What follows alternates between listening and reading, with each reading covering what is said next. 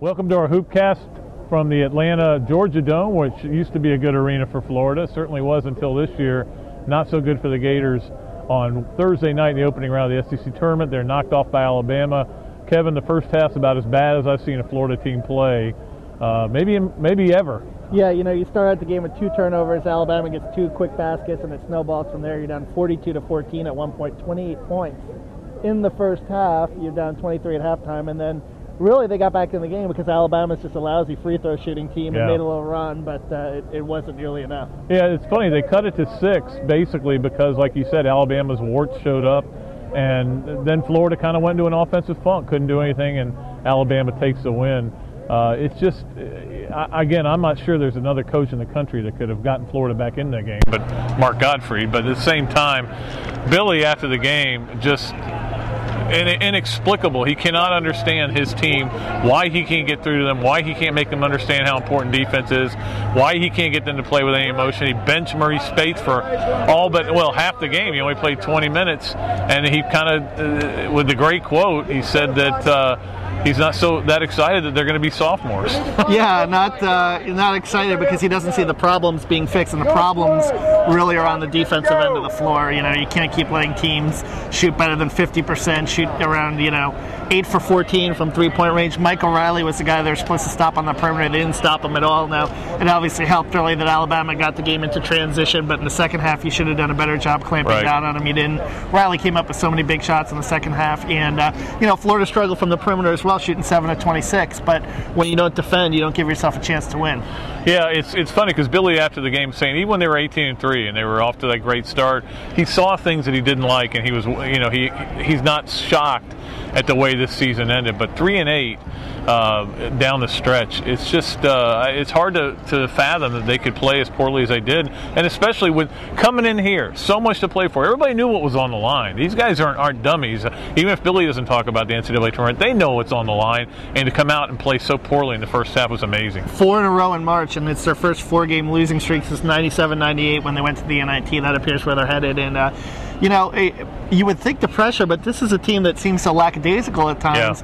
Yeah. Maybe it was the other effect. They needed that kind of shot in the arm, or they were trying to block out the pressure so much that maybe, they played a little too lackadaisical, because it certainly looked in the first half almost like a pickup game with, the way the game was going up and down the floor, and Florida, just not defending the goal at all. There was a play that I think was indicative. Coletas was lazy with his dribble and got it stolen, or actually I think they called it over and back. And you're just looking at him going, what are you thinking at that point? But it just was one of those nights for the Gators. We just witnessed the best game of the tournament, and I think it probably will be the best game of the tournament, no matter what happens the rest of the way. Georgia surprising Ole Miss, probably knocking Ole Miss out. So the SEC came in here with 2 bubble teams, and both of them got beat.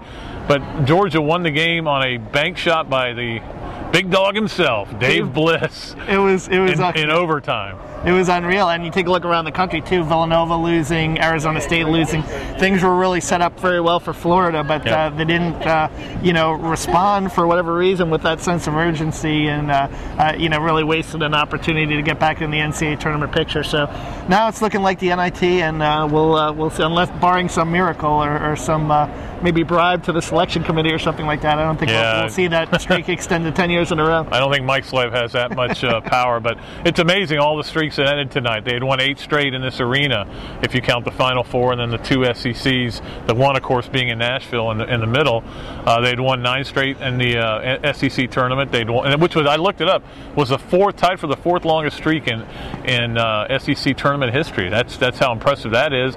And of course, 18 in a row in the postseason down the drain, and now of course the 9 straight NCAA tournaments is going to go by the boards. We'll see who they match Florida up with. I mean, I think there's probably a VCU matchup somewhere down the line with Anthony Grant, and everybody seems to think NC Asheville. They're going to bring the 7-7 kid in to Gainesville. That would be something to watch. Yeah, that would be interesting. And then, of course, you have FSU, too, if they lose to North Carolina tomorrow in the ACC tournament, which many expect. I think FSU will be there, too. So you could see a rematch of that game early in the season, maybe in the Tallahassee Leon Civic Center in a second-round game. Yeah, you never know. We'll just have to see. And it's an unusual situation to be sitting here talking about Florida not going to the NCAA tournament, but, they don't deserve to be going to the NCAA tournament. They didn't play well. They played awful down the stretch. They don't have quality wins non-conference, and it's a mystery team. And maybe we'll look back on this and say, okay, after that happened, Florida got hungry and got it going again. But regardless, they're done. And I think, you have to take a look at the personnel too, the 9 scholarship guys. Maybe they did hit a wall, maybe they did wear down to a certain extent physically or mentally, and maybe they just need a couple of more guys, physical guys coming in, maybe a guy like a Kenny Kachi next year and Eli Vargas to maybe help and get a deeper team, a guy like a Ray Shipman, a 6'4" guard that could be a little bit physical, that could defend a guy like a Michael Riley. Well, that's what, and you hit it right on the head. That's what they don't have, is a big guard who can go out there and guard somebody like that. Last year they could put Corey Brewer on him, even Torian or Lee Humphrey was a good defender, and of course all the comparisons are going to go back to last year's team. The funny thing is, next year we're going to be comparing that team to this year's team, so they'll probably come out favorably. But we'll see what happens the rest of the way in the SEC tournament. Kevin's going to head home. I'm going to stay here for the duration, so you'll be able to read more about it on Gatorsports.com. I'll be blogging every day, and as well as writing for the paper, so you can see more about it. And Kevin's going to go home and wait and see where the NIT is going to go. Yeah, you're going to get some good matchups there with Tennessee and Kentucky and South Carolina. Maybe Dave Odom can extend that retirement thing. Tennessee's always struggled in the SEC tournament. You never know. They have, and of course Georgia will play Kentucky in the late game tomorrow night, so that'll be interesting as well. Until we preview the NIT, words that I haven't said in a long time, we'll take it out of here from the Georgia Dome for our final hoopcast of the SEC tournament, and we'll be back with a preview of the NIT. Oh, well, it's going to be brutal. But hey, you know what? At least there's a postseason, I guess, right?